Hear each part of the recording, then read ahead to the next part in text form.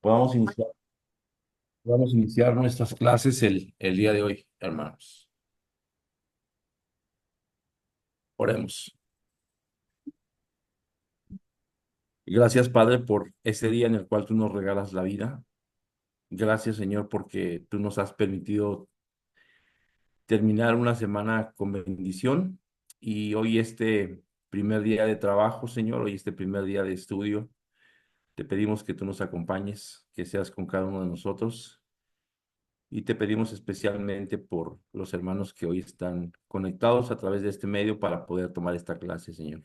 Regálanos de tu bendición, derrama de tu espíritu, trae sabiduría, trae inteligencia a nosotros para que podamos aprovechar no solamente esta clase, sino para que podamos entender y aprovechar mayormente la cursada, Señor. Bendice a los maestros de el seminario, bendice a los directores y también, Señor, bendice a cada uno de los alumnos del seminario. Estamos en tus manos, Padre, y permite pues que este día sea de bendición para cada uno de nosotros. En el precioso nombre de Cristo Jesús. Amén. Pasa a ustedes, hermanos. Vamos a iniciar la clase de esta semana y bueno, quiero recordarles a ustedes que la introducción a la teología tal vez es una materia total y absolutamente nueva y hasta hoy hemos visto que todos podemos ser teólogos, independientemente de que seamos creyentes o no, puesto que la conceptualización, el conocimiento que nosotros tengamos de Dios eh, y la forma en la que nosotros nos expresamos de Dios nos hace tener una teología.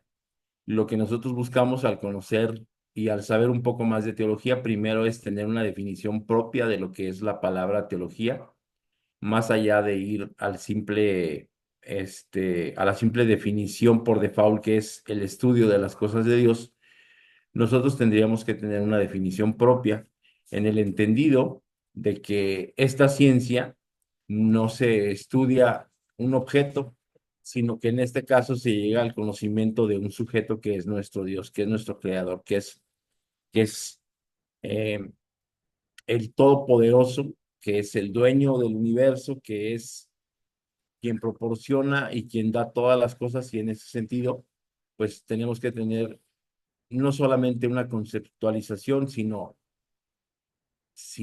una definición de en dónde está nuestra postura de fe como creyentes frente a toda la creación.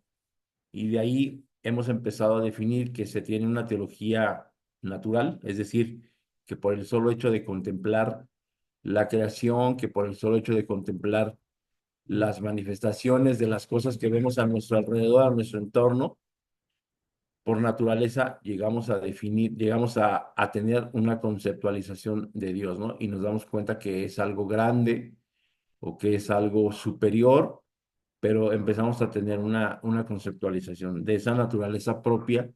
Quienes conocemos la Biblia, entonces nos damos cuenta que Dios ha entregado a través de ese conjunto de libros que es la Biblia, la manifestación de su voluntad para con los hombres.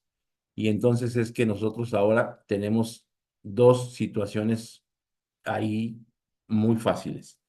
Primero, que entendemos que el sujeto del estudio, hablando de esta ciencia, es Dios y que el objeto de estudio también es las Sagradas Escrituras. Entonces, a diferenciación o a diferencia de las demás ciencias, todas las demás ciencias tienen un objeto de estudio, ¿no? En el caso de la teología, no. En el caso de la teología se tiene un sujeto y no porque Dios sea un sujeto, sino porque es algo que está vivo, es algo que permanece desde siempre y hasta siempre, porque es alguien que permanece desde siempre y hasta siempre, y así creamos o no en Dios, la teología existe, ¿no? Y es por esto que decimos que todo creyente o todo no creyente tiene una conceptualización. Si el creyente practica la fe cristiana o practica alguna fe en la cual esté inmiscuido Dios, pues entonces hay una teología. Y si el teólogo es no creyente en el sentido de que desconoce a Dios o no acepta la presencia y la voluntad y que Dios esté vivo, pues tiene una conceptualización de ese Dios. En ese sentido también él tendrá una teología, ¿no? Y hemos visto pues ya algunas ramas de la teología. Hemos visto que la principal rama, es decir, hablando de los primeros padres, fue la división de la teología sistemática. Y esta división se da porque cada una de las diferentes ramas, por así llamarle, si hablamos de Cristo, pues estaríamos hablando dentro de la teología sistemática de la cristología. Si hablamos de la salvación, dentro de la teología sistemática, estaríamos hablando de soterología. Si hablamos del pecado, dentro de la teología sistemática, estaremos hablando de jamartología. Si hablamos de la defensa de la fe, dentro de la teología sistemática, estaríamos hablando de la apologética, y así todas y cada una de esas ramas, ¿no? Hasta hoy hemos, hemos tenido la oportunidad de investigar algunas palabras como atemporal, como cosmovisión, como algunas palabras quiero aquí compartir algo con ustedes.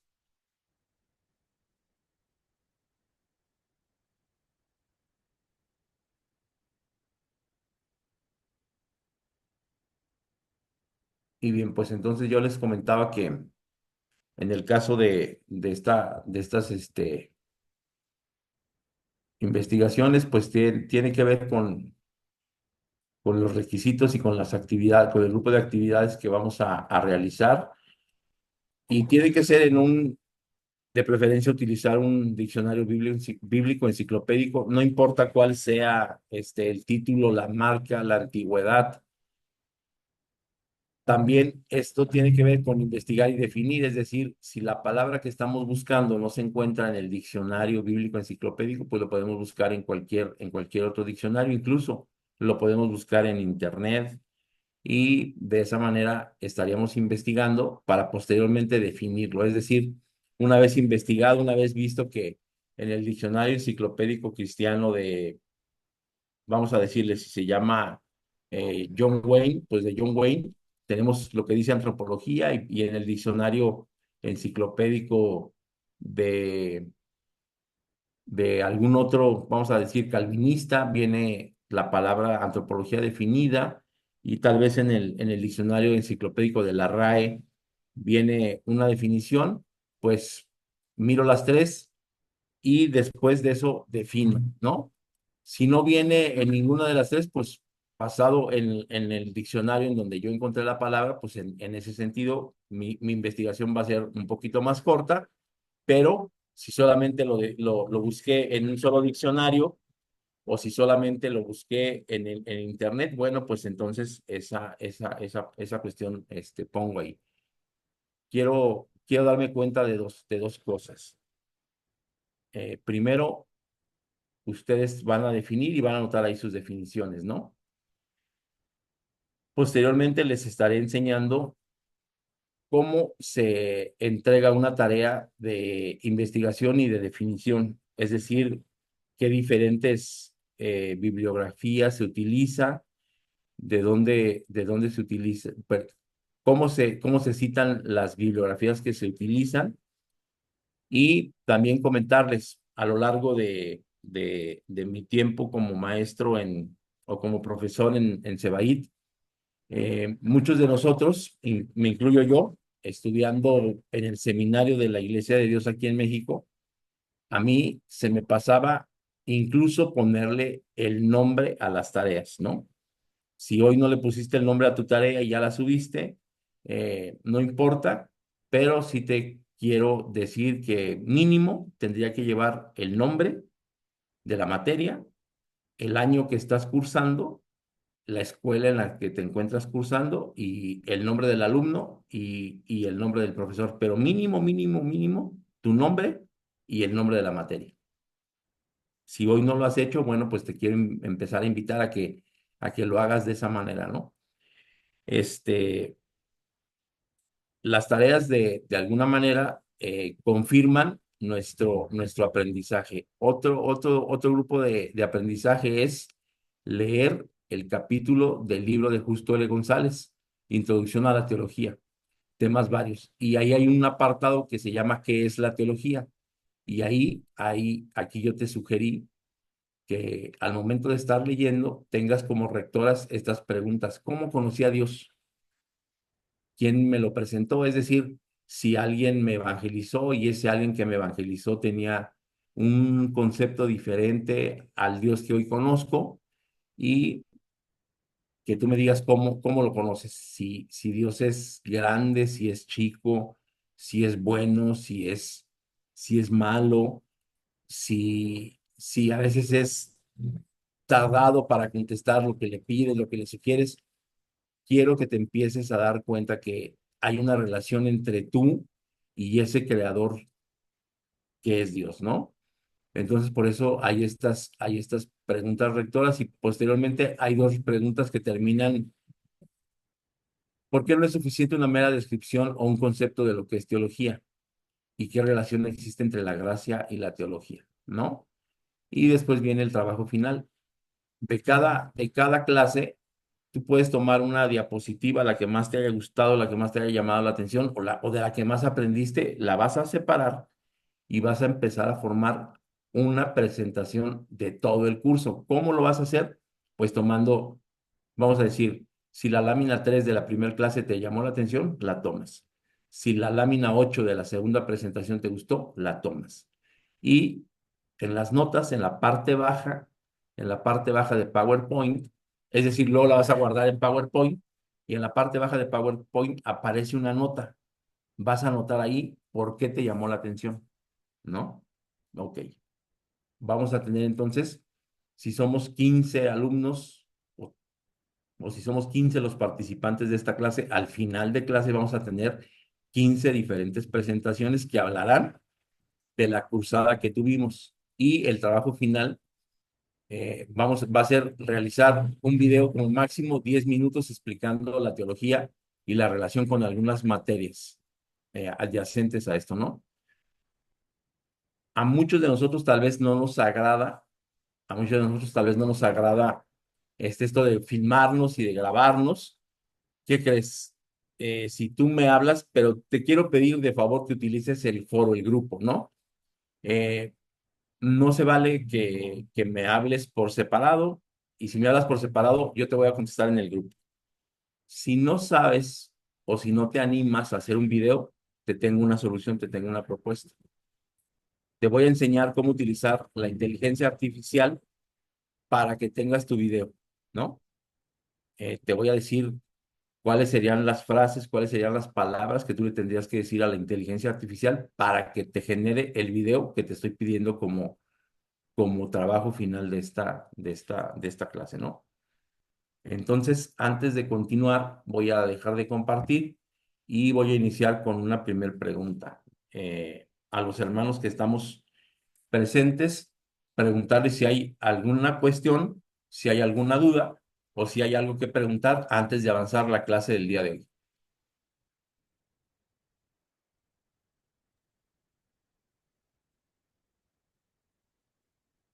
Buen día. Buen día. El libro que tenemos que leer está en la plataforma porque me fijé en bibliografía y no lo encontré. Perfecto. Si no está, hoy lo subo al foro y se lo paso a nuestro director, Abraham Marín, para que lo suba a la plataforma.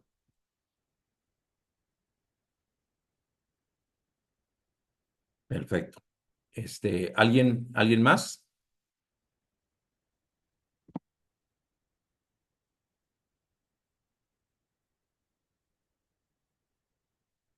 Bien, vamos a continuar con la clase.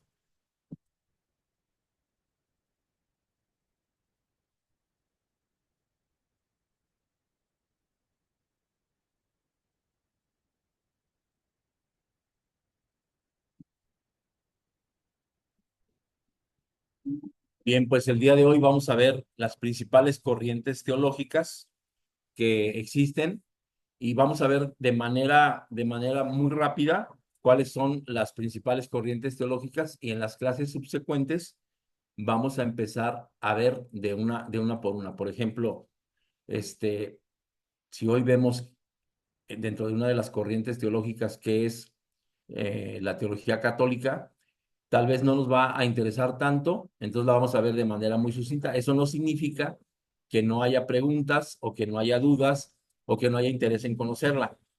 Si vemos de manera más profunda y más detallada la teología de la liberación, por ejemplo, pues significa que en las siguientes clases vamos a tener una parte de una clase para ver, para analizar y para desmenuzar un poquitito la teología de la liberación.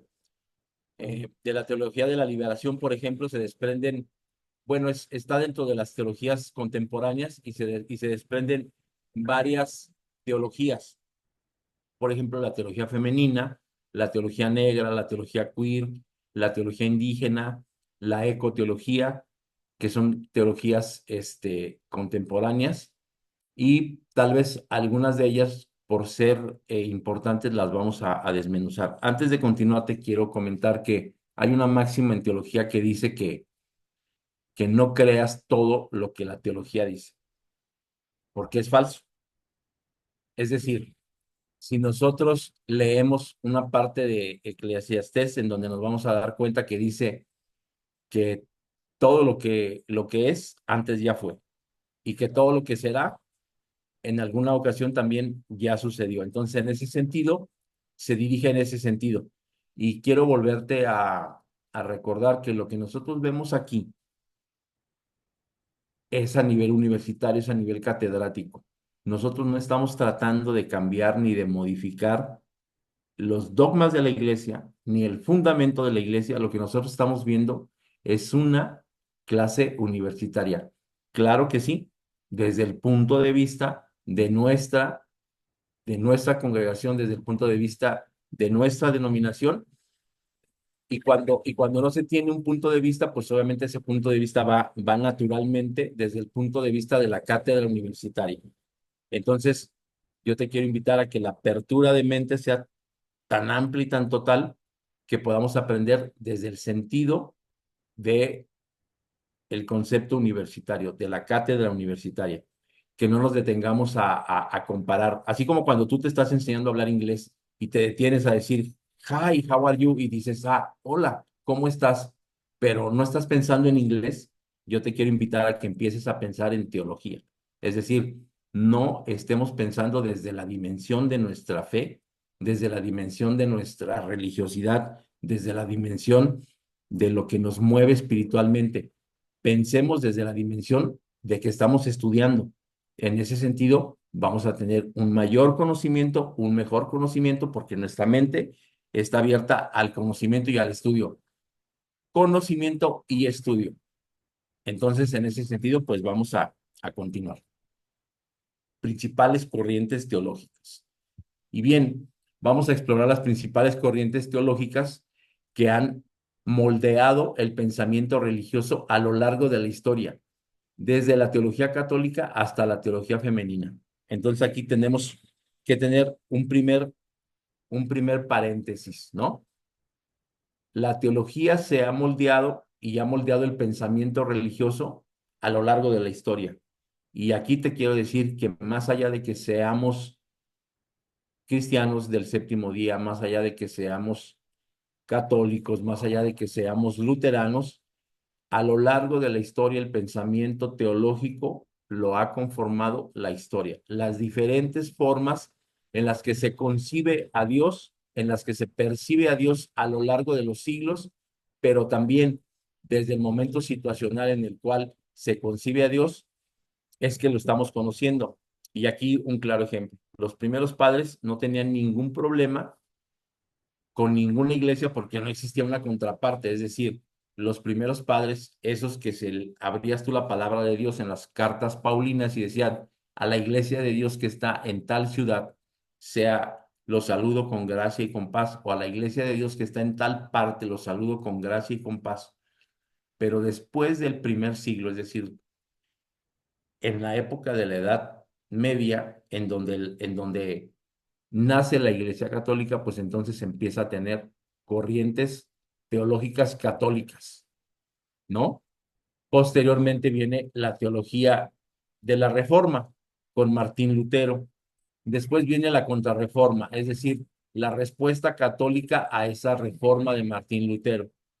Toma fuerza la Reforma y nacen los luteranos, nacen los calvinistas, nace la Iglesia reformada, nace la Iglesia anglicana y entonces el pensamiento teológico empieza a modificarse. ¿Qué influye y qué incide en el pensamiento teológico? Pues el debate histórico, el quehacer teológico. Tenemos que recordar que el debate teológico, estos momentos en los cuales el ser humano no se ha puesto de acuerdo en las diferentes conceptualizaciones que tiene de Dios, un ejemplo bien claro, la naturaleza del Salvador, si es un ser creado o si es un ser eterno. Entonces, ese tipo de cosas se han discutido a lo largo de los siglos. Otro punto que se tiene o que se tuvo un debate histórico en este sentido, pues fue la Trinidad. A alguien se le ocurrió decir, es decir, a Tertuliano se le ocurrió decir que Dios era un Dios que pertenecía a una Trinidad, es decir, Dios Padre, Dios Hijo y Dios Espíritu Santo, y que todos podían ser Él, pero ninguno podía ser el mismo. Entonces, ese es un debate histórico, ¿no? Eh, que si la salvación es por obras o que si es por pagar indulgencias. Ese es otro debate histórico. Y eso va conformando el pensamiento teológico que existe en la actualidad. ¿Cuál es el objetivo de la clase de hoy? Bueno, pues al finalizar esta sesión, los alumnos comprenderán las principales ramas de la teología y sus enfoques dentro del catolicismo y del protestantismo, identificando las diferencias y las similitudes claves entre sus corrientes teológicas. Además, explorará la teología de la liberación como una expresión significativa dentro de la teología latinoamericana y analizarán su impacto social y religioso desde contextos patrísticos hasta los contemporáneos. ¿Qué quiere decir esto? Pues que nosotros en la actualidad tendríamos que poner especial énfasis y especial atención en que hay momentos claves y hay momentos en donde como teología católica y teología protestante se convergen, hay convergencia y hay momentos en los que hay una separación, ¿no? De ahí podríamos empezar a pensar en cuáles son las primeras, las primeras separaciones y entonces en donde empieza a haber diferentes iglesias, pero aquí tenemos que recordar algo. Nosotros como cristianos provenimos del judaísmo. La Iglesia Católica, como cristianos católicos, provienen del judaísmo. Si estuviéramos hablando del Islam, el Islam proviene del judaísmo. Es decir, el judaísmo es la base o es el fundamento del cual se han desprendido o se han desarrollado las tres grandes religiones del mundo en el cual nosotros estamos. Dentro de esas teologías, pues, o dentro de esas comprensiones de lo que es Dios, se han dado diferentes expresiones como la teología de la liberación. ¿Y por qué vamos especialmente a ver la teología de la liberación a lo largo de esta cursada? Pues porque estamos en América Latina. Y hablando de América Latina, pues a nosotros nos compete porque esto de la teología de la liberación pegó principalmente muy fuerte en el cono sur del continente, ¿no? Es decir, Perú, obviamente Argentina, por ende Ecuador, y obviamente ha llegado hasta México, en donde tuvimos en algún momento un brote que tal vez no lo alcanzamos a comprender ahorita, pero la teología de la liberación, en uno de sus principales eslogans decía, no basta solo con rezar, y estaba la imagen de un sacerdote empuñando la mano así como diciendo, ahora viene la fuerza, ¿no? Entonces la teología de la liberación no solamente significa decolonizar, es decir, ayudarle a, al creyente a quitarse este lastre de colonia, es este lastre que se tiene del pasado histórico en el cual fuimos esclavos, sino a liberarse del peso específico de muchas cosas que tenemos como lastre, como latinoamericanos. Y aquí quiero hacer un énfasis ¿Por qué nos llamamos latinoamericanos si ni siquiera somos latinos? ¿Por qué nos llamamos latinoamericanos si vivimos en un continente que se llama América? ¿Y por qué esa diferencia entre americanos, los que viven en Estados Unidos, y de ahí para abajo, de la frontera del Río Grande para abajo, nos dicen latinoamericanos? Entonces, nosotros somos provenientes de hispanos y además estamos en el continente americano. Entonces, en todo caso, tendríamos que ser hispanoamericanos, ¿no? Eh, no hablamos latín, no provenimos de ningún latino y entonces en ese sentido nos han englobado, nos han encapsulado geopolíticamente y obviamente con una cosmovisión distinta de las cosas. No dominamos el latín, no hablamos latín y al decirnos latinoamericanos entonces es como si nos pusieran en una postura de que, mira, esos personajes de aquel continente conocían la Biblia en la Edad Media. ¿Por qué? Porque son latinos, hablan latín. No, mentiras. Vivimos la Edad Media, el oscurantismo, sí, escuchando misas en latín, es decir, nuestros antepasados escuchaban misas en latín, pero de ahí a que tuvieran la oportunidad de conocer o de saber, muy pocos oriundos de América tuvieron la posibilidad o la oportunidad de ser estudiados y de conocer el latino. Creo yo que era muy tedioso ir a una misa o ir o asistir a las iglesias y escuchar el servicio religioso o la liturgia en un idioma que tú ni siquiera conocías. A lo mejor si era pesado ir a la iglesia, siendo católico, si tú provienes del catolicismo, pues ha de haber sido bien pesado escuchar una misa en latín, ¿no?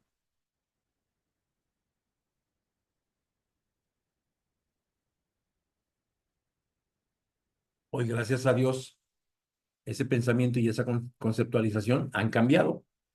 Y en ese sentido, hoy nosotros tenemos apertura para estudiar y para conocer desde diferentes perspectivas la teología y sobre todo tenemos una posición bien extraordinaria porque la teología ya tiene más de 20 siglos que se ha desarrollado. Entonces, tenemos esa grande posibilidad. Y aquí vamos a ver la primera, que es la teología católica, cuáles son sus fundamentos. Y entonces, aquí tal vez no todos provenimos del catolicismo, no todos tuvimos un roce o mucho tiempo no todos estuvimos en contacto con el catolicismo. Por ejemplo, yo empecé a asistir a la iglesia a los 6 o 7 años, a la iglesia de Dios. Antes, tal vez yo era católico por nacimiento o por decir algo, pero yo no recuerdo haber asistido a misa, no recuerdo haber sido una persona que utilizara dijes o colgantes o cruces. Y con esto te quiero decir que a lo mejor yo no fui una persona que, que portaba símbolos católicos, ni que se persinaba, nada de este tipo de cosas. Pero los emblemas, las tradiciones, son parte de esta teología católica, ¿no? Esta teología católica que ofrece o cómo está, o cómo se está, o cómo está dada. Bien, pues la teología católica se basa en la Biblia, se basa en la tradición, pero sobre todo en el magisterio de la iglesia, ¿no? Tiene un enfoque que está basado en los sacramentos, la liturgia y la autoridad del Papa y los obispos, ¿no? ¿Cuáles son los sacramentos? Pues si no mal recuerdo yo, uno de ellos es comulgar, es decir, ir a misa para que te participen de la hostia, y ese es uno de los sacramentos. Bautizarte es uno de los sacramentos, casarte es uno de los sacramentos, pero la liturgia de la Iglesia Católica está basada principalmente en la Eucaristía. ¿Qué es la Eucaristía? La participación del pan y del vino. Pero en este caso, quien participa, yo así lo he visto, pues es muy poca gente la que participa de la Eucaristía, hablando en el tiempo de la Pascua, y el resto de los feligreses, estoy hablando de México, no participan. La experiencia que tú tuvieras en Ecuador o en Argentina, si en alguna ocasión tuviste la oportunidad de desarrollar tu catolicismo dentro de la iglesia, nos nos puedes colaborar, pero te invito a que pienses en esa parte, ¿no? La teología católica es muy distinta a la teología protestante. Ahora, una riqueza es que ellos tienen una supuesta espiritualidad, piensan en esta espiritual de forma muy mística y le tienen mucha devoción a los santos y a la Virgen María, ¿no? Entonces, ¿qué es la teología católica? Pues la teología católica es una disciplina que estudia, que reflexiona sobre las cosas de Dios, sobre las cosas divinas y que mira la fe cristiana desde una perspectiva que solamente se da en la iglesia, ¿no? Y se fundamenta en apariencia en las escrituras, pero hace un momento yo te comentaba, durante mucho tiempo la teología católica solamente estaba basada en el latín, ¿no? Y aquí tendríamos que entender una situación bien especial. La Biblia, es decir, la manifestación de Dios para los hombres, que es a través de su palabra, originalmente se escribió en tres idiomas: hebreo, arameo y griego koiné. Es decir, el griego koiné no era el mismo griego que se hablaba en Grecia, ni que se hablaba en Italia, ni que se hablaba en Roma. El griego koiné era una especie de dialecto, o por así mencionarlo, una especie de sublenguaje basado en el griego que se hablaba en Samaria, en Galilea, en Judea, en Nazaret, en Jerusalén, pero no era el griego original que se conoce generalmente. Posteriormente, esa Biblia, esa palabra de Dios se lleva al latín. Entonces tú imagínate, vamos a suponer, si nosotros ahorita estuviésemos hablando con un personaje que tiene un idioma original o un lenguaje original de su pueblo indio, porque así dicen nuestros orígenes, nuestras raíces. Vamos a preguntarle, ¿cómo se dice computadora en Mije? Por ejemplo, los Mijes es una región oaxaqueña. O cómo se dice computadora en Tzotzil, que también es una región oaxaqueña. O cómo se dice computadora en Maya, que también es una región oaxaqueña. No sé si exista un lenguaje, un idioma inca, pero ¿cómo se dirá computadora en ese lenguaje inca o en la lengua inca o en la tradición inca? En el mismo español, nosotros le decimos computadora. Nosotros en América Latina le decimos computadora. Y en España le dicen ordenador.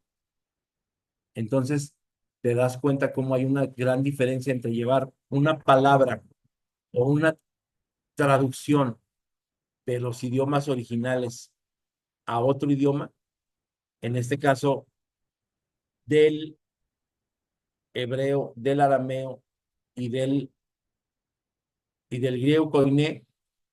¿Cómo se le hizo? Primero se tradujo al alemán y después del alemán al latín. Cómo se le hizo? Entonces, en ese sentido, nos vamos a dar cuenta que ahí podemos tener un primer, no error, sino que un primer brinco en el cual las cosas ya no tienen una originalidad. ¿Por qué? Porque no hay palabras a veces igualitas en en un lenguaje que en otro. Por ejemplo, ¿cómo se dice amor materno en hebreo? Y amor materno en hebreo, ellos es un lenguaje pragmático, más que ser un lenguaje de significados como lo tenemos en el español. En hebreo, amor materno, o lo que nosotros podríamos darle el significado del amor de una madre, le dicen útero, así como suena, útero. Y entonces tú te preguntas por qué, pues porque dentro del útero no puede crecer un amor más grande de una madre que ahí dentro, ¿no? Y por eso le dicen ellos en hebreo, al amor de una madre le dicen útero. Entonces, si tú lees fuera de contexto esas cuestiones, entonces vas a tener una mala traducción, ¿no? Entonces, en ese sentido es que nosotros hoy vamos a tener que ir pensando que tal vez que tal vez por eso es muy válida que nosotros sepamos hermenéutica y que sepamos exégesis. ¿Por qué? Porque el extraer del texto original los significados es más importante que, que nos den la facilidad de las cosas o que nos las oculten como fue en el tiempo del oscurantismo, en donde creció la Iglesia Católica y donde tomó un poder, se cae el Imperio Romano, pero entonces ellos empiezan a gobernar a través de la fe. ¿Cómo? Pues con la Iglesia Católica, ¿no? Entonces, se fundamenta esto en la Biblia, se fundamenta en la tradición y sobre todo en el magisterio, es decir, la enseñanza oficial de los obispos que están en comunión con el Papa, ¿no? ¿Cómo están los obispos en comunión con el Papa? Generalmente el Papa, a lo largo de su papado, a lo largo del tiempo que dura en la silla de la Basílica de San Pedro, ellos emiten algo que se le llaman encíclicas. La encíclica no es otra cosa sino que una carta de observación universal. Es decir, ellos quieren copiar, por ejemplo, las cartas universales o más adelante que tú sigas estudiando, se le llaman a las cartas universales, se le llaman cartas católicas, en el sentido de la universalidad. Y no universalidad en el sentido de todo el universo, sino universalidad en el sentido de que el cosmos, es decir, el mundo que ellos conocían, pues estaba bien cortito, comparado con el mundo que conocemos nosotros hoy en su totalidad.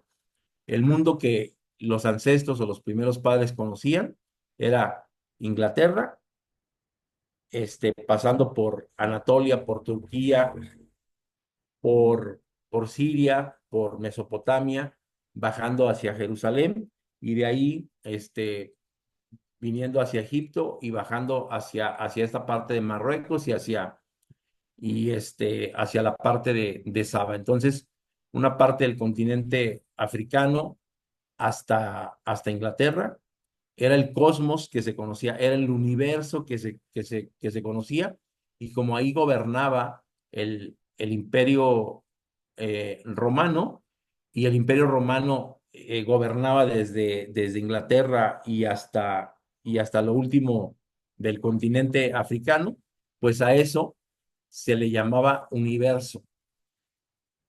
Y cuando las cosas eran de carácter general, hoy decimos, si hablamos de la República Mexicana y las cosas son de observancia general, se dice que tienen carácter federal. Es decir, que desde el rincón más interesante hasta el menos interesante, desde el rincón más grande hasta el menos grande, desde el más destacado hasta el que no ha destacado, las cosas federales son de observancia general. Entonces, las cartas católicas para el tiempo de los primeros padres eran de observancia universal, es decir, rebasaba lo federal, ¿no? Entonces, en ese sentido, la palabra católica es que tenía esa connotación. Universalidad, no porque llegara a todo el universo, sino universalidad porque llegaba a todo el universo conocido de aquel tiempo.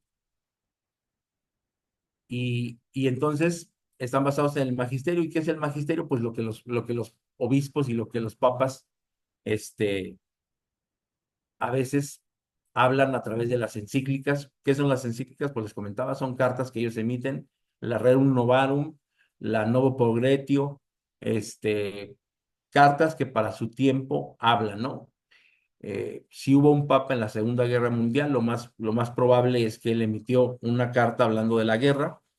Si hubo un papa que vivió en la época de la traslación entre la premodernidad y la posmodernidad, pues a lo mejor este, emitió la Rerum Novarum. Si hay un papa que se da cuenta que las cosas están progresando, pues a lo mejor emitió la Novo Progressio. Entonces, en ese sentido, son cartas que ellos le quieren dar el carácter de universalidad y de querer seguir con la tradición apostólica, ¿no?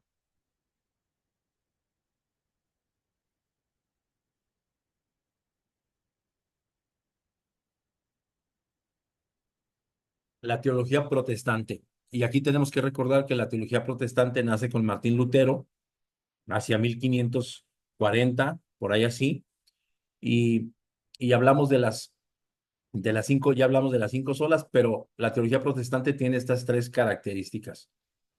Solamente está basado en la escritura, es decir, a diferencia de la teología católica, la teología protestante está basada solamente en la Biblia, en lo que dice la Biblia, y es la fuente principal de autoridad, ¿no? Hablando del catolicismo, la justificación y la salvación estaban basadas en las indulgencias, en mandar decir misas, en los rezos, en las mandas, en todo este tipo de cosas, y la teología protestante está basada y la justificación solamente es por la fe, ¿no? Y esta salvación es obtenida por la gracia de Dios a través de la fe. Y el sacerdocio es universal. ¿Qué quiere decir esto?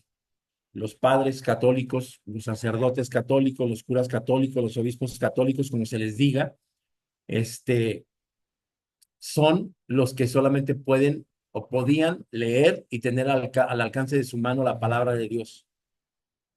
Martín Lutero, en sus 95 tesis, decía que el sacerdocio, es decir, esto de reconciliar a los hombres con Dios, podía ser de cualquier padre de familia, de cualquier persona que tuviera la capacidad de leer para poder compartir lo que se leyó y de esta manera dar a conocer al mundo que hay una manifestación de Dios a través de su palabra.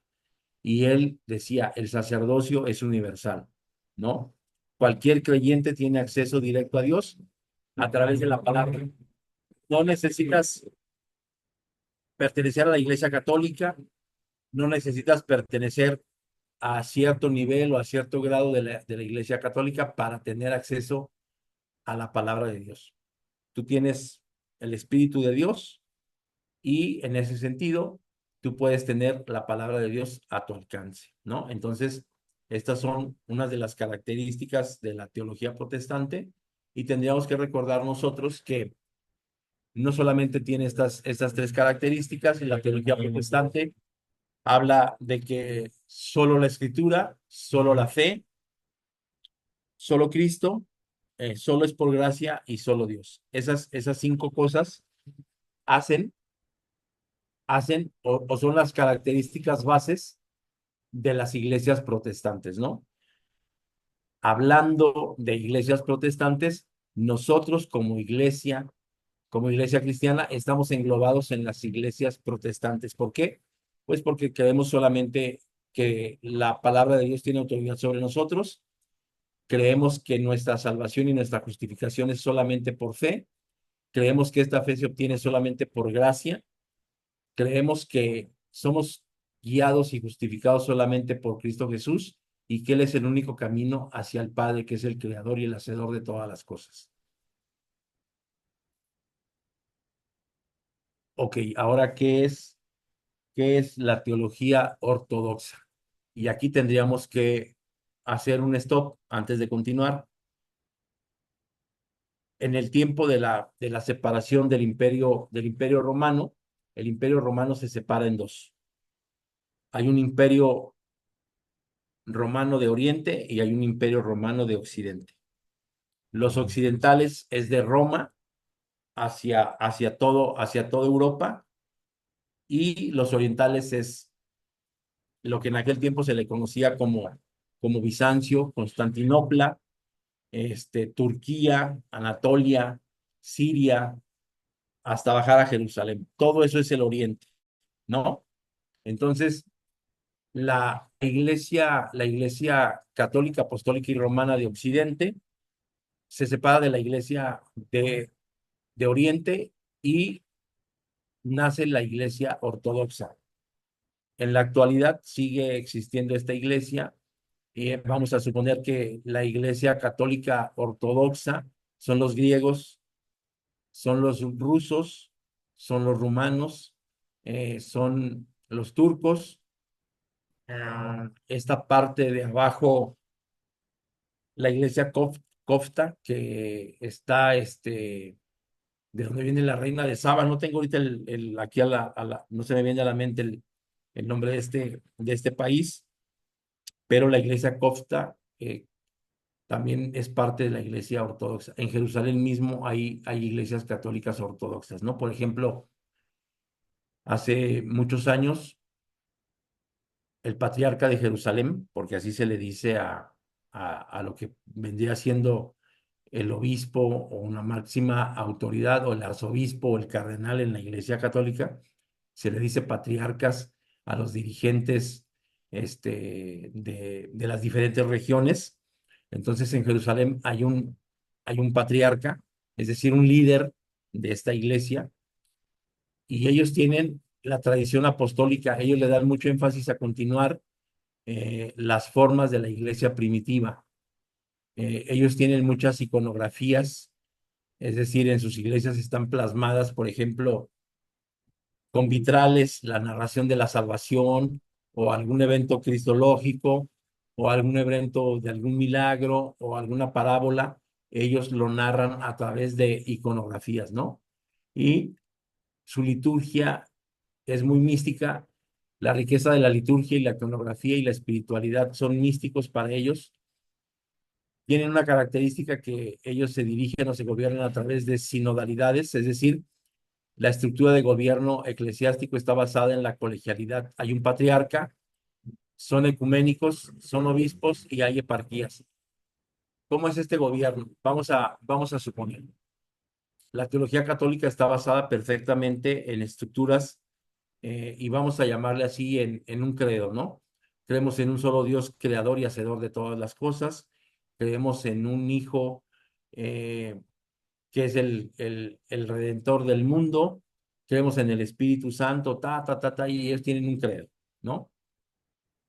Y creer en ese credo y dominar ese credo hace a aquel obispo o aquel sacerdote o aquel cura, si lo domina perfectamente, pues entonces tiene un espacio dentro de la Iglesia Católica. En el caso de la teología ortodoxa y de la Iglesia Ortodoxa, vamos a suponer que tú has tenido una carrera dentro de esa iglesia, obviamente estudiaste, obviamente todo esto, pero para que tú seas aceptado para ser un nuevo sacerdote o un nuevo dirigente de la iglesia, un nuevo obispo de la iglesia, hay un colegio, es decir, hay una serie de sinodales que te preguntan cosas, que te preguntan casos, y que una vez que tú apruebas en base a que ellos lo miran como que tú tienes un conocimiento de esto, pues te aceptan dentro de dentro de este grupo de poder que existe hacia el seno de la iglesia ortodoxa, ¿no? Entonces, no es lo mismo la iglesia católica de Oriente que la iglesia católica de Occidente. Y hablamos de los occidentales como los romanos, es decir, los, los católicos apostólicos y romanos vienen de Roma, vienen de Italia, están en España, están en Francia, pero la iglesia ortodoxa no. La iglesia ortodoxa está en Grecia, está en Rusia. eh, una rama de la iglesia ortodoxa es la anglicana, que es el catolicismo de Inglaterra. Y sobre todo la iglesia oriental o la iglesia católica de Jerusalén y de África tienen estas características, ¿no? Bien, existe algo llamado teología negativa o teología apofática, ¿no? Que significa decir no o negar. Es una vía teológica que se apartaría de todo el conocimiento positivo de la naturaleza o de la esencia de Dios. De acuerdo a la teología negativa, para el intelecto humano solo es posible aprender lo que Dios no sería, mientras que la comprensión real de la divinidad es posible, aún de manera fragmentaria, porque trasciende la realidad física y las habilidades cognitivas humanas. Para esta vía, Dios es incognoscible o es incomprensible, ¿no? Entonces, vamos a decir, ¿qué no es Dios? Dios no es humano. ¿Qué no es Dios? Dios no falla, Dios no se equivoca. ¿Qué no es Dios? Dios no es malo. Entonces, esta es una teología, y a esta teología se le llama apofática, y este es el misticismo en el cual está basada la iglesia ortodoxa. Ellos toman con sumo cuidado, con mucho cuidado, la conceptualización de las cosas de Dios, ¿no? En ese sentido son más místicos los ortodoxos. Introducción a la teología liberal. ¿Qué es la teología liberal? La teología liberal es un enfoque moderno y progresista del estudio de la religión. Se centra en interpretar las escrituras de una manera que se adapte a los tiempos actuales, utilizando la razón y el pensamiento crítico para cuestionar las creencias tradicionales. ¿Qué características tiene la teología liberal? Bueno, pues la teología liberal, punto número uno, tiene una apertura total y absoluta al cambio, interpreta de manera flexible los textos sagrados y tradiciones, y decir que interpreta de manera flexible los textos sagrados y las tradiciones no significa que las interpreta con liberalidad. Significa que se da la oportunidad de que por tener pensamiento crítico, este tipo de teología está basado en la hermenéutica y en la exégesis. Es decir, no traduce y no identifica de manera sistemática ni tampoco de manera literal las escrituras. ¿No? Esto es flexibilidad. ¿Por qué? Pues porque antes de la teología liberal y antes de algunas otras teologías, la conceptualización de las escrituras eran literales. No había una manera diferente o alegóricas. Era la forma en la que se interpretaba la Biblia en el tiempo de la patrística. Cuando llega la escolástica, las cuestiones cambian, son diferentes. Y aquí pues recordar, la teología a lo largo de los siglos se divide en tres diferentes etapas. La primera es la patrística, que habla de los primeros padres, de la conformación de la Biblia, así como la conocemos hoy, Antiguo Testamento y Nuevo Testamento. Posteriormente viene la escolástica, que es estudiar la Biblia de una manera más estructurada y sobre todo catedrática y universitariamente, ¿no? Tanto que se llega a dar en algunas universidades la posibilidad de estudiar teología como una ciencia, ¿no? Y en París por primera vez, hacia 1520 y algo, se empieza a ofertar la carrera de teología. Pero primitivamente nosotros entendemos que Tertuliano fue el padre de la teología, que Orígenes fue el primero que, por ejemplo, empezó a llamar a Juan el teólogo, a Juan el que escribió el Evangelio de Juan, este, le empezó a llamar teólogo, ¿no? Y Orígenes mismo y Clemente mismo se autonombraban como los primeros teólogos de aquel tiempo, ¿no? Pero quien estructuró la teología patrística, pues fue Tertuliano de Cartago, que recordemos él era abogado, y obviamente la conceptualización y el conocimiento de la teología original, hablando de esta teología sistemática, pues es rigurista, es muy judicial, ¿no? Es mucho de justicia y de equidad. No, no es como la teología de los primeros padres, hablando de Clemente, de Filón, de Orígenes, que es una teología ya con un pensamiento un poco modificado basado en la alegoría, pero tampoco es una teología buena desde el punto de vista de nuestra posmodernidad, porque para el punto de vista de aquella época, marcaba un hito y rompía con los esquemas, ¿no? Era como decir, estamos hablando de la teología liberal. Entonces, por eso es que hoy la teología liberal, pues en la interpretación de los textos, es flexible porque no ve la Biblia de manera alegórica, ni tampoco la ve de manera rigurista o judicial, como lo miraba la teología de Tertuliano, hablando de la teología sistemática, ¿no? El énfasis de la teología de la liberación o de la teología liberal es un enfoque en la justicia social y en el compromiso con el mundo. Recordemos que yo te hablaba hace un momento que la teología liberal tiene muchas subramas, y estas ramas o subramas tienen que ver con la teología feminista, tienen que ver con la teología indígena, tiene que ver con la teología negra, tiene que ver con la teología queer, tiene que ver con la teología del campesino, tiene que ver con la teología del migrante, tiene que ver con la ecoteología, ¿no? Entonces, acá nosotros tendríamos que recordar, y tal vez nos puede parecer como un poco pesado, salido de orden. Ay, ¿cómo que ecoteología o teología verde? ¿No? ¿Quiénes son los mayordomos de esta tierra? Somos nosotros. ¿Quiénes somos los encargados de cuidar esta tierra? de henchirla, de fructificarla, de cuidarla, de sojuzgarla, somos nosotros. Entonces, si nos vamos al pasado, la primera teología o el primer acercamiento que tenemos con Dios es a través de la naturaleza. Si nosotros nos vamos a la historia de la Biblia, nos damos cuenta que originalmente, antes de ser fundado Israel como nación, eran unas tribus o era un pueblo tan basado en la pobreza que mucho tiempo se vivió de esclavos y se llegó a vivir como esclavos a ese país de Egipto porque había hambre alrededor. Entonces no eran unos seres opulentos o con buena posición. Llegaron a Egipto por carencia. Y entonces, ¿por qué son liberados? Pues porque el Señor escuchó el clamor de sus hijos y entonces dijo, vamos a hacer justicia de este pueblo.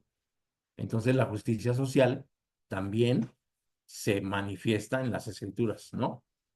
Y un tercer punto que busca la teología liberal es el diálogo interreligioso, es decir, la teología liberal eh, tiene orígenes, y aquí en ese sentido quiero que pongas especial atención. La teología liberal tiene orígenes protestantes, ¿no? Hay unos librepensadores, o unos teólogos alemanes, entre ellos Karl Barth, entre ellos Dietrich Bonhoeffer, algunos que recuerdo, pero también tiene orígenes católicos.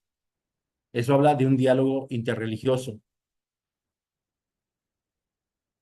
Estos teólogos que te digo que son protestantes, Dietrich Bonhoeffer y Karl Barth, son fundadores para ese tiempo son fundadores de una iglesia que se llamó la Iglesia Confesante. Estamos hablando de Alemania, de la Alemania, de los tiempos de la Alemania nazi. Esta iglesia confesante nace de la necesidad de oponerse a una iglesia cristiana nazi que tiene como obispo a un padre que lo pone el Tercer Reich, es decir, Adolfo Hitler pone a un obispo a enseñar cristiandad desde la visión nazi. Entonces, la teología liberal empieza a nacer en ese momento y tiene principios protestantes como también tiene principios católicos. La teología liberal vamos a llamarle para una manera no tan complicada, pero tiene una serie de sincretismos porque no solamente tiene tintes hacia el ala religiosa de los católicos, sino hay una nueva comprensión que es la teología católica francesa, y la teología católica francesa también tiene sus que veres en la teología liberal. Muchos,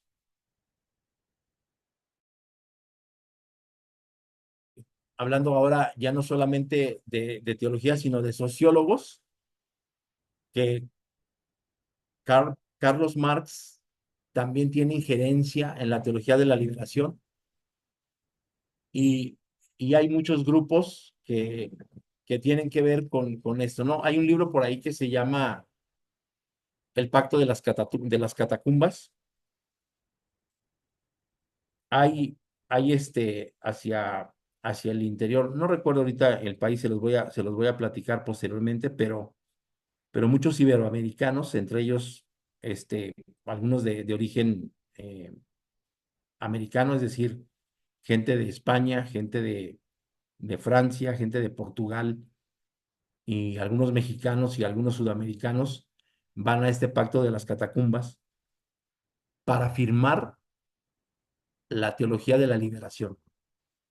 Pero antes de firmar ellos la teología de la liberación, estos sacerdotes iberoamericanos que tienen mucha influencia jesuita, los jesuitas son como la rama estudiada y pensante del catolicismo. Y ellos, dentro de este pacto de las catacumbas, se proponen abandonar toda riqueza, toda opulencia, toda propiedad que les estorbe para practicar una mejor forma de religión, ¿no? Y ahí es que nace entonces esta teología, pero esta teología hacia los años 70 se empieza a dar muy fuertemente con Gustavo Gutiérrez en Perú. Pero antes de eso, te quiero comentar que Juan Pablo II llama a Joseph Ratzinger y también llama a Francisco Bergoglio. Uno, Joseph Ratzinger, no sé si tú lo sepas, pero dentro del seno católico se le conoce como el Rottweiler de la doctrina porque no hay alguien más dogmático y más observador de la fe católica y más observador y más celoso de los dogmas católicos que Joseph Ratzinger. Y no hay uno más estudiado que ese señor, o hubo no uno más estudiado que ese señor. Pero ese señor le cedió el báculo de poder o el papado a Francisco Bergoglio, ¿no? O sí, bueno, se me hace que se llama Francisco como papa, pero se apellida Bergoglio como ser humano, hablando de que tiene una supuesta divinidad. Entonces, cuando Ratzinger le entrega o le pide a Bergoglio que sea el siguiente papa y le dice este argentino, pero ¿por qué voy a ser yo papa si yo simple y sencillamente soy un personaje que trabaja en el Fuerte Apache, ¿no? En un lugar de mucha pobreza, de mucha tristeza, de muchas adicciones, con una serie de problemas sociales bien espeluznantes que dan miedo. Pero el pasado histórico de Bergoglio es un luchador social, ¿no? Que apoyaba ciertas facciones hacia el interior que tenían que ver con comunismo y con todo esto, pero era el máximo exponente de la gracia y de la misericordia hacia el interior de la Iglesia Católica, el máximo exponente dentro del mundo católico.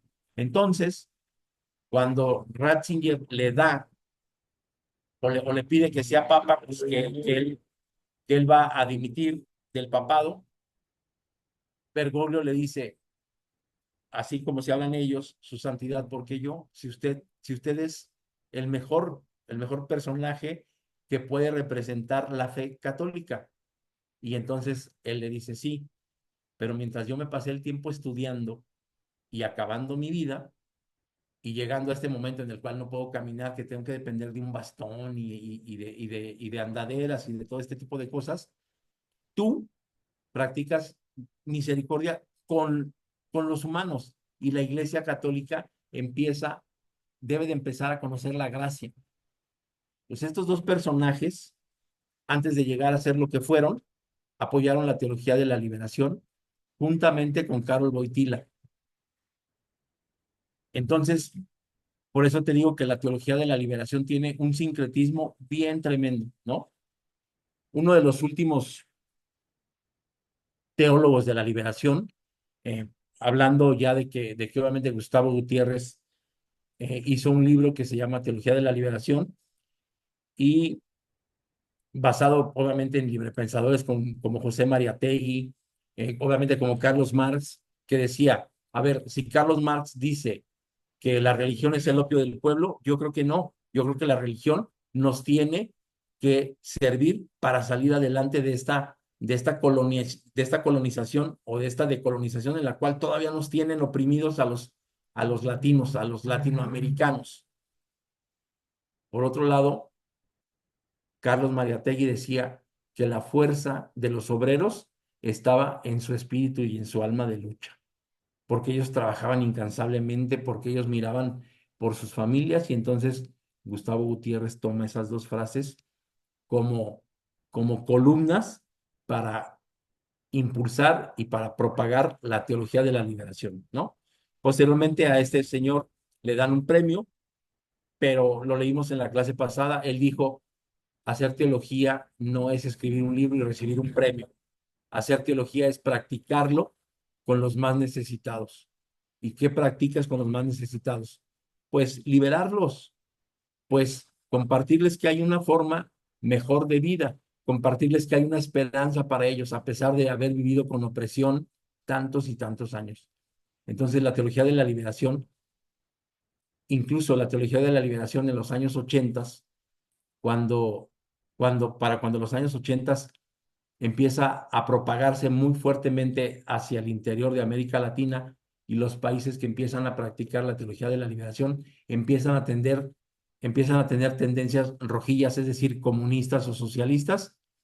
Ronald Reagan llega al poder en los Estados Unidos y no le gusta esto y empieza a tener facciones que contraatacan la teología de la liberación. ¿Cómo empezó a contraatacar Ronald Reagan la teología de la liberación? Pues porque se dio cuenta que para ese interior, que para el interior de América Latina se había metido la teología de la liberación, pero las ideas marxistas, las ideas comunistas, apoyadas por Rusia, y en ese tiempo que estaba muy fuertemente la Guerra Fría, entonces Ronald Reagan manda llamar a los principales evangelistas de los Estados Unidos y los apoya para que misioneramente empiecen a introducir la teología de la prosperidad. Y entonces nos damos cuenta, pues, que se tienen problemas a nivel social y a nivel político por pensar, por pensar diferente, por tener una concepción más abierta de lo que es Dios, ¿no? Entonces, chequemos cómo a nosotros, como religiosos, y hablo religiosos en el buen sentido de la palabra, nos afecta lo que políticamente, lo que socialmente se esté viviendo en el país en donde desarrollamos la teología que podemos escoger. Los orígenes y el desarrollo de la teología liberal, bueno, pues ya casi te los platiqué, pero vamos a hablar así, eh, que en el siglo XVII la teología liberal tiene sus raíces en el iluminismo, cuando intelectuales cuestionaron la autoridad de la Iglesia y abogaron por una visión más racional de la religión. Por eso este pacto de las catacumbas, porque obviamente no salió a la luz pública, sino hasta 1971. Te estoy hablando de que 2 o 3 siglos antes de que saliera a la luz pública la teología de la liberación, los librepensadores del iluminismo ya habían pensado en esto, pero también te estoy diciendo que la iglesia, perdón, que la Biblia, la manifestación de Dios para con los hombres dice que pobres en medio de ustedes siempre va a haber.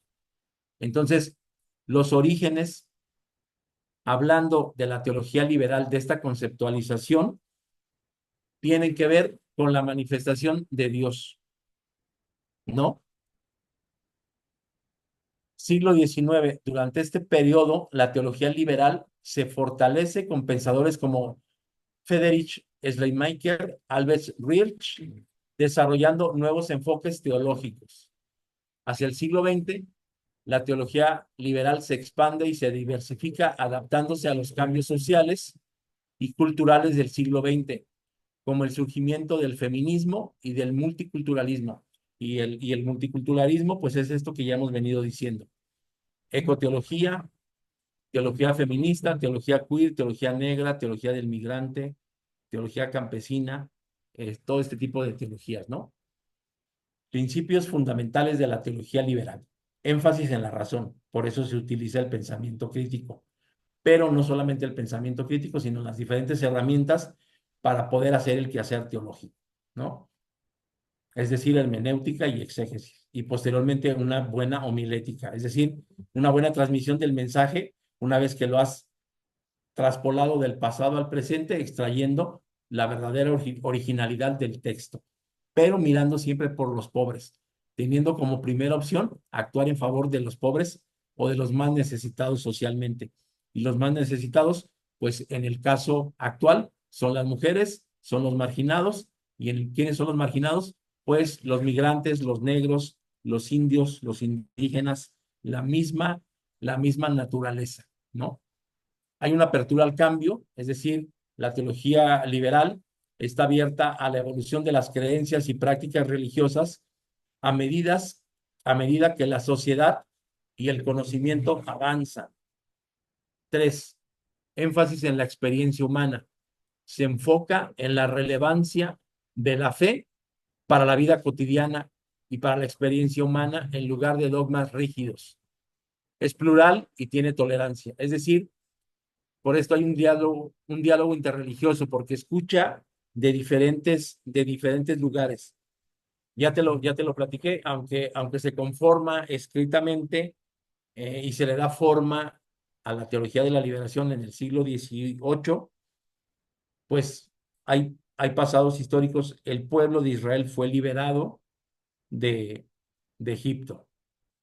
Jerusalén, Judea y Samaria, cuando el Señor llega a la tierra y abre el libro de Isaías, que dice, el Señor te envió para pregonar el año agradable de Dios y darle libertad a los cautivos, sanidad a los enfermos. Eso es hablando y llevándolo a palabras más claras al alcance de nosotros. Eso es hacer teología de la liberación. La interpretación liberal de las escrituras. Primero, para interpretar las escrituras tenemos que entender que tienen un origen histórico y que tenemos que mirarlo desde la perspectiva histórica. La teología liberal analiza las escrituras en su contexto histórico, cultural, buscando comprender su significado original y ya hace una crítica histórica, ¿no? Tiene un enfoque simbólico, interpreta los pasajes bíblicos de manera simbólica y metafórica en lugar de literal para resaltar su mensaje espiritual y tiene una crítica textual. Utiliza métodos de crítica textual para determinar la autenticidad y la fiabilidad de los textos sagrados. Aquí yo no me quiero meter porque ustedes van a tener clases de exégesis y obviamente pues, van a conocer las herramientas para hacer exégesis, pero sobre todo van a conocer los diferentes métodos exegéticos, ¿no? Y uno de ellos es la crítica textual. Pues estos fueron los principales teólogos liberales, von Harnack, Ernest Troestl y Schleiermacher. Quiero dejar hasta aquí la clase de este día. El miércoles veremos lo que es la introducción al fundamentalismo cristiano y obviamente, pues el objetivo de la clase del próximo miércoles va a cambiar, pero yo espero que el objetivo de esta mañana se haya cumplido, que tiene que ver con esto que decíamos al principio, ¿no?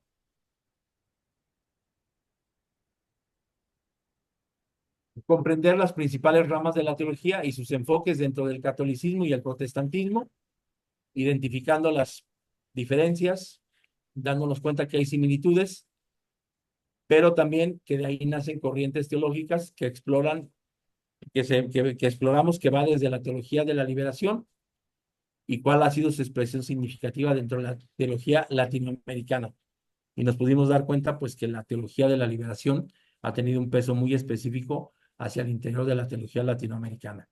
Y que teólogos latinos como lo es Bergoglio, como lo es Gutiérrez, como en su tiempo lo fue Samuel Ruiz, como en su tiempo fue John Sobrino, eh, sacerdotes a todo lo largo y a todo lo ancho de América Latina han tenido que ver con la introducción y y con la aceptación de esta forma de hacer teología o de hacer el quehacer, de hacer el quehacer teológico hacia el interior de lo que es mal llamado América Latina. Pues bien, voy a dejar de compartir y quiero utilizar estos últimos 9 minutos para escuchar si hay algún comentario, si hay alguna pregunta o si hay alguna duda que podamos checarla en esta mañana. Adelante, pueden abrir su micrófono y participar.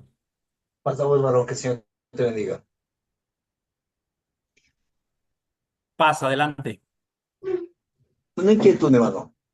La teoría de la liberación no ha desencadenado más bien en la teoría de la liberalidad, en donde hemos confundido estos principios y más bien nos hemos distorsionado con el ecumenismo, que está haciendo mucho daño dentro de las iglesias, también con lo que es la declaración positiva, lo que son las declaraciones, decretos, cancelaciones, que hoy en día se ve en muchos pastores, en donde lógicamente hacen una exegesis en relación a lo que es la palabra de Dios.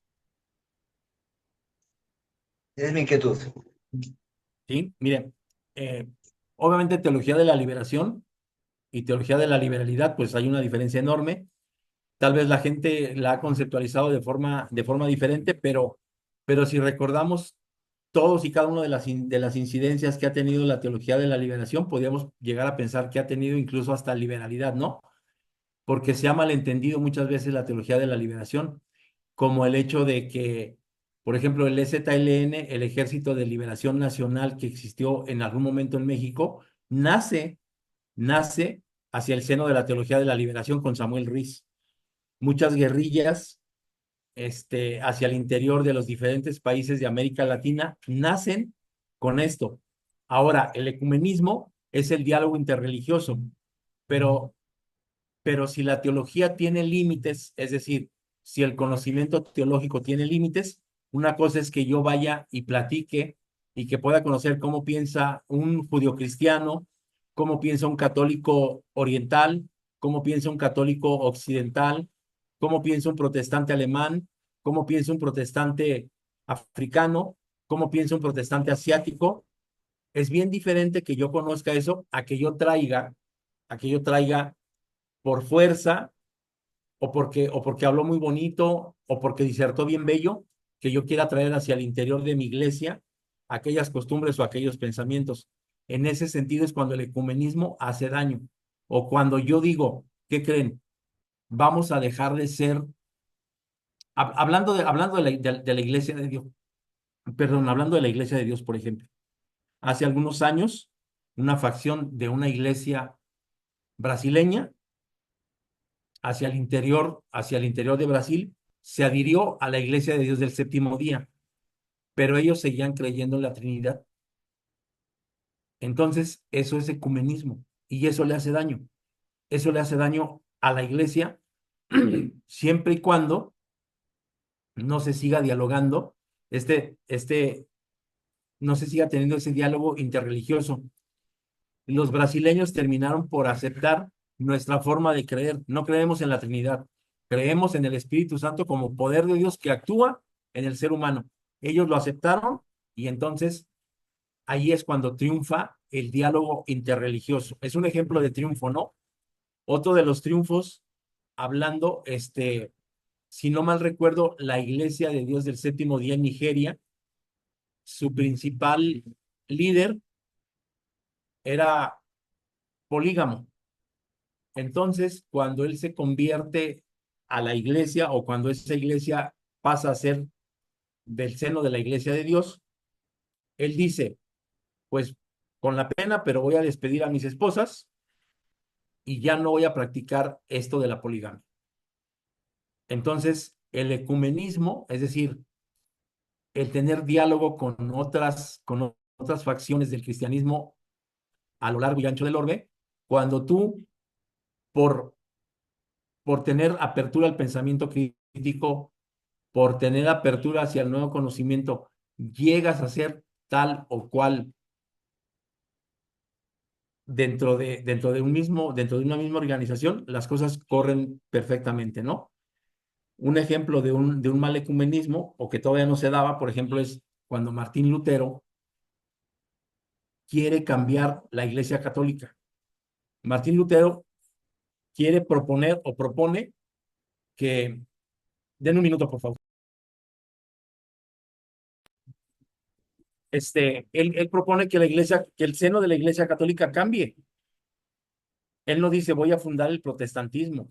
Él no dice voy a formar la iglesia luterana o voy a formar la iglesia reformada. No, no, no, no, no.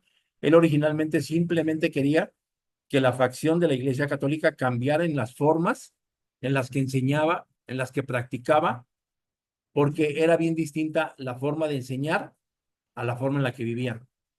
Entonces, cuando nosotros permitimos que otros pensamientos vengan a a nuestro dogma y los modifiquen, estamos permitiendo que el ecumenismo haga mella de nosotros y podríamos caer en un sincretismo, es decir, creemos esto, pero practicamos esto, o practicamos esto, pero realmente creemos esto. Entonces, en ese sentido, el ecumenismo le puede llegar a hacer daño al interior de una denominación. Y obviamente la teología de la liberación no es liberalidad. La teología de la liberación tiene que ver con liberar al ser humano de sus opresiones, con voltear a ver al más necesitado. No quiero decir pobre, porque necesitados se engloban muchísimas más cosas. Nuestras mujeres están necesitadas, nuestros jóvenes están necesitados, eh, los grupos marginales están necesitados. ¿Quiénes son ellos? Pues los enfermos, la gente rara, los negros, los migrantes, todos ellos están necesitados. Entonces, la teología de la liberación tiene que ver con eso, más que con ser libres, más que con aplaudir, más que con danzar, más que con declarar, más que con ese tipo de cosas. Eso está confundido. Como llegó al mismo tiempo la teología de la prosperidad con todo ese tipo de farsas, se confunde con la teología de la liberación, que obviamente tiene también sus que veres, ¿no? Pero es la propuesta, hermano. No sé si el comentario ayudó o no. Es bastante ayuda, mi hermano. Muy gentil, gracias. Perfecto. Si hay alguna otra pregunta, alguna otra participación, pueden abrir su micrófono y participar.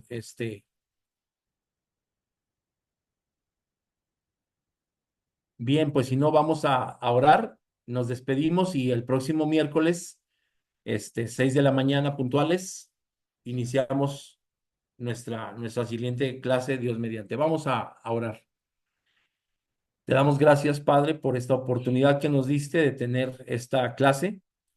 Te pido que tú sigas bendiciendo a los alumnos de este curso, Señor, y permite que hoy puedan tener un día de bendición, Padre Celestial. Gracias nuevamente por la vida.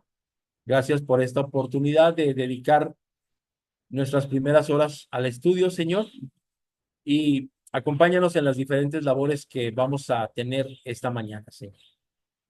Sigue bendiciendo a los directores del seminario, bendice a los profesores y bendice a los alumnos de los diferentes grados, Padre Celestial. Estamos en tus manos y confiados nos despedimos de este momento. En el precioso nombre de Cristo Jesús. Amén. Pues que el Señor nos bendiga y nos acompañe a lo largo de este día. Pasa a ustedes, hermanos.